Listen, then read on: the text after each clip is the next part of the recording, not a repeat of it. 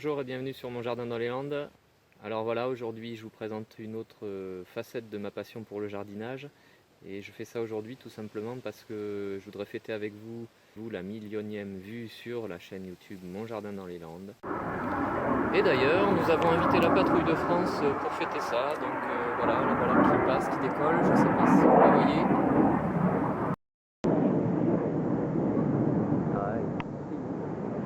Ça comment il brille.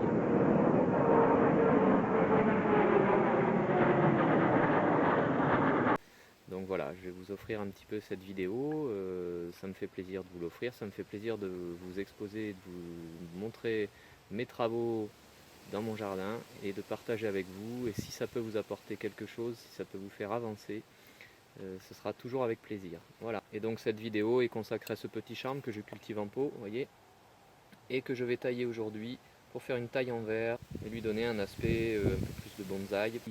Je le cultive depuis 2004 en pot. Et là, j'essaye de faire un petit nettoyage parce que vous voyez, il a des démarrages un peu partout. Il a bien poussé depuis le printemps. On est mi-juin et je voudrais un petit peu le nettoyer, notamment supprimer des grosses feuilles pour permettre aux prochaines qui vont naître d'être plus petites et donc d'être plus à l'échelle de cette plante. Voilà, donc pour nettoyer, j'y vais avec les ciseaux et je vais précautionneusement supprimer, vous voyez, notamment par exemple là j'ai travaillé déjà un petit peu sur celle-ci, sur cette branche, vous voyez ici, pour obtenir quand même des belles ramifications depuis la base du tronc et qui donne quelque chose d'assez costaud, comme si ça a poussé, en fait ça a poussé depuis un bon moment, et donc ça fait comme si c'était un bel arbre bien vieux. Donc ici par exemple vous voyez, j'ai sur cette branche ici une qui a démarré en dessous, je vais la supprimer en coupant comme ça, de façon à ne conserver ici que celle-ci, qui va petit à petit grandir. Là, je vais supprimer ça, parce que ça, je ne veux pas que ça remonte. Voilà. Hop. On essaie de faire ça bien proprement. Et de façon à conserver donc toujours une belle petite branche, comme ça, avoir de la ramification. Vous voyez, pour que ça donne après un aspect d'arbre plus grand. Donc voilà, petit à petit, je taille, je supprime. Alors souvent c'est à deux yeux, 2-3 yeux selon la configuration de la branche. Vous voyez ici, j'ai des départs partout ici. Là, j'ai cette branche qui a poussé depuis le printemps. Voilà, alors j'arrive avec mon sécateur et je vais couper à deux yeux en supprimant au-dessus d'un œil, comme ça. Et là, je coupe. Voilà, j'ai donc coupé ici. Et ça va me donner cette petite ramification ici, ça va améliorer en tout cas la ramification ici, très fine. Voilà, donc j'ai à nettoyer aussi derrière ici, vous voyez, par rapport à celle-ci. Donc là, je vais couper juste ici. Tout simplement comme ça. Voilà.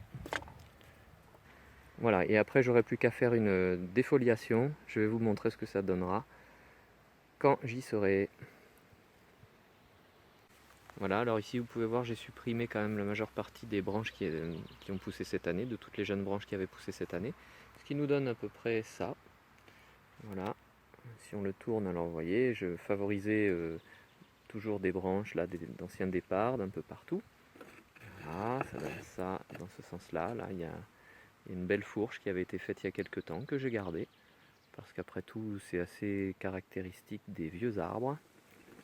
Voilà, on regarde un petit peu en haut. Voilà, de l'autre côté. Avec donc son ébari. Là, bon, l'étiquette que je garde toujours pour savoir ce que c'est comme plante et quel âge elle a. Et puis comme je classifie, elle est rentrée dans ma base de données. Et puis voilà. Et donc après, voilà, j'essaye d'avoir différents étages ici, vous voyez, de la ramification un peu partout. Cette ramification, donc, elle a été faite à force de pincement et de taille au fur et à mesure des années. Et puis j'ai quand même un souci avec ce charme, mais c'est apparemment une caractéristique de tous les charmes, c'est qu'il a toujours du mal, enfin j'ai toujours du mal à obtenir une flèche qui parte bien droite comme ça. voilà, qui arrive à faire quelque chose. Alors à chaque fois que je taille, je garde toujours une branche comme celle-ci, que j'essaie après de redresser, hein. Je vais mettre un petit fil de cuivre ici pour la redresser. Mais toujours, et on le voit bien d'ailleurs ici, toujours je me retrouve avec des choses qui s'arrêtent, des branches qui s'arrêtent ici, et ça me fait toujours quelque chose à l'horizontale. C'est pas génial, j'ai toujours du mal. Et donc là je vais passer à la défoliation, c'est-à-dire que vous voyez il y a des vieilles feuilles ici qui sont grosses, hein. Enfin, des vieilles feuilles c'est quand même des feuilles qui n'ont pas plus de 3 mois, hein. Mais elles sont grosses et donc je vais les supprimer de façon à ce que de nouvelles petites poussent et que ce soit plus harmonieux, des plus petites feuilles plutôt que des grosses comme ça par rapport à la taille de l'arbre, hein. Donc tout simplement je les enlève, je coupe le pétiole proprement comme ça. Alors j'enlève pas tout, mais j'en enlève quand même quelques-unes. Voilà, et je conserve surtout celles qui sont les plus fines, des choses comme ça. Là, j'en enlève quelques-unes. Je ne vais pas faire une défoliation complète quand même. Alors ce qu'il faut, ce que je peux vous dire aussi par rapport à ce charme, c'est qu'il a été rempoté cette année seulement, au mois de mars. Et donc, bon, il y a eu un travail sur les racines, même si le charme réagit bien. Je ne vais pas non plus trop le stresser en supprimant, en faisant une défoliation complète. Voilà, et donc je continue. Et là, tenez, vous voyez, j'ai par exemple ici quelque chose que j'ai laissé, hein, une branche qui file là comme ça, je ne vais pas la conserver. Je vais couper ici, voilà, tout simplement. Et là, c'est une branche sèche. Donc celle-ci, elle ne me donnera rien cette année, donc je peux la supprimer aussi pour essayer d'orienter la sève de façon à ce qu'elle passe sur cette nouvelle branche que je conserve et je garde une ou deux feuilles. Et l'idée donc de formation de ce charme, et notamment de la plupart des plantes que je fais, c'est que j'ai des branches qui partent et j'essaie toujours de ne pas conserver ce qui est dessous. C'est-à-dire que là, vous voyez, j'ai un départ qui s'est fait ici. Je vais le couper de façon à avoir quelque chose qui fasse une belle branche comme ça.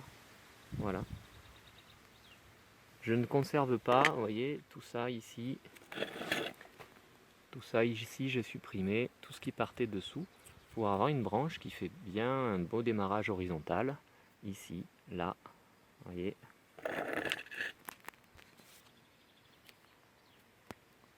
Voilà, ici. Et là, partout. J'ai supprimé à chaque fois qu'il y avait des départs, je les supprime.